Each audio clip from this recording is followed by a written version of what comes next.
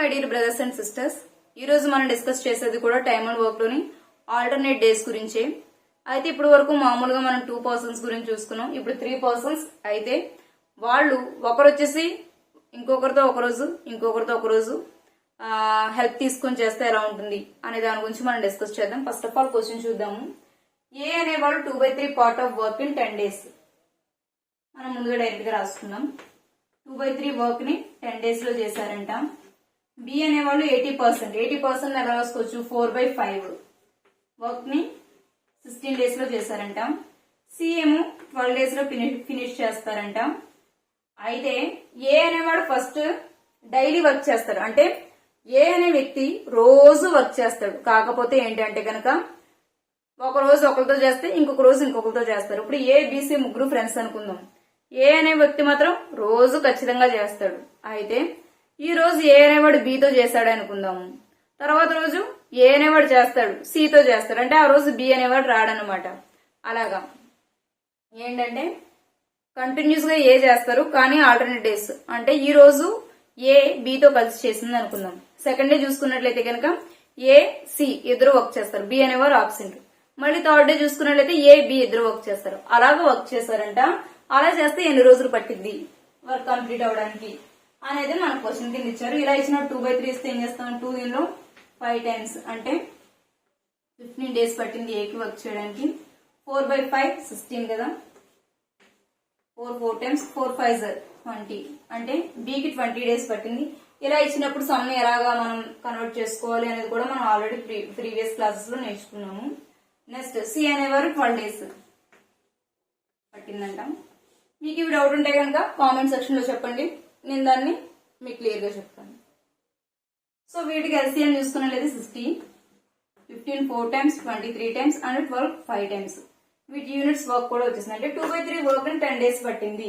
1 unit of work చేయాలి అంటే ఎంత అవుతుంది అంటే కనుక 3/2 అనేది రివర్స్ అవుతుంది కదా, 3/2 2 5 times 5 3 15. అలాగా మీకు క్లియర్ గా చెప్తున్నాను. 2/3 వర్క్ చేయడానికి 10 days పడితే 1 యూనిట్ వర్క్ చేయడానికి ఎన్ని డేస్ పడుతుంది అంటే కనుక ఇంటూ ఎక్స్ ఇంటూ 10. అంటే ఇది ఇలా వెళ్తుంది కదా, 3/2 2 5 times 5 3 15.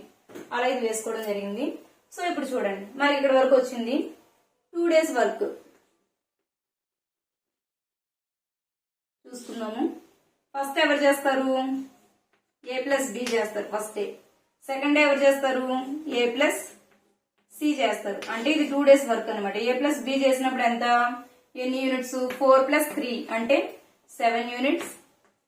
ఏ ప్లస్ సి అంటే 4 + 5 ఎంత, 9 యూనిట్స్ వర్క్. అంటే 2 days work. 2 days work complete చేశారు కదా. ఇక్కడ 2 days కి ఎన్ని యూనిట్స్ అవుతాయి అంటే కనుక 16 యూనిట్స్. 9 + 7 16 యూనిట్స్ వర్క్ అనేది కంప్లీట్ అయింది. ఇప్పుడు సేమ్ మనం ప్రీవియస్ సమ్ లాగా చేస్తాము 60 కి దగ్గరలో. అంటే 16 2 32, 16 3 48, 16 4 64. 60 కంటే ఎక్కువ అవుతుంది, మనం తీసుకోము కాబట్టి 16 3 48 ఇంటూ 3 చేయండి. 48 యూనిట్స్ వర్క్ అనేది కంప్లీట్ అవుతుంది. ఇంటూ 3 అంటే 6 days లోని 48 యూనిట్స్ వర్క్ అయితే కంప్లీట్ అయింది. తర్వాత చూద్దాం. తర్వాత వర్క్ కంప్లీట్ చేయాలంటే ఏ ప్లస్ బి చేస్తారు కదా. So by A plus B 7 days work.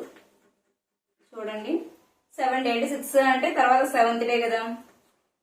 వీళ్ళకి ఎంత కెపాసిటీ అంటే +7.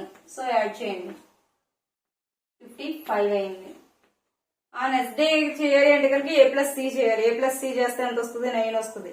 9 యాడ్ చేసామంటే 64 ఎక్కువైపోతుంది కాబట్టి కాదు. 7th డే తర్వాత 8th డే కదా. 8th డేలో ఏదో సమ్ పార్ట్ ఆఫ్ వర్క్ అనేది ఏ ప్లస్ సి అనే వాళ్ళు చేయడం జరిగింది అనమాట.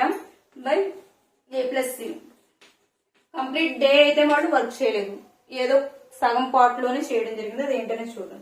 ఇక్కడ ఏంటి 7 days మన 60 రావాలి అంటే ఎంత తక్కువ వచ్చింది, 55 యూనిట్స్ వచ్చింది. అంటే ఇంకా మనకు 5 యూనిట్స్ వర్క్ కావాలి. ఆ 5 యూనిట్స్ వర్క్ చేయడానికి ఎఫిషియన్సీ ఎంత వేళది, 9. సో ఆ 5 యూనిట్స్ వర్క్ ని చేయడానికి 9 ఎఫిషియన్సీ. అంటే వీళ్ళకి టోటల్ గా ఎంత పట్టింది అంటే కనుక 7 5/9 డే అయితే పట్టడం జరిగింది అనమాట. టోటల్ వర్క్ కంప్లీట్ చేయడానికి ఇన్ని డేస్ అనేది పట్టింది అని చెప్పేసి ఆన్సర్. ఇది అందరికీ ఈజీగానే అర్థమైందని అనుకుంటున్నాను. అర్థం కాకపోతే అడగండి, కామెంట్ సెక్షన్ లో చెప్పండి. ఇంకొక మోడల్ తీసుకొని మళ్ళీ చెప్పడం జరుగుతుంది. Okay, thank you so much.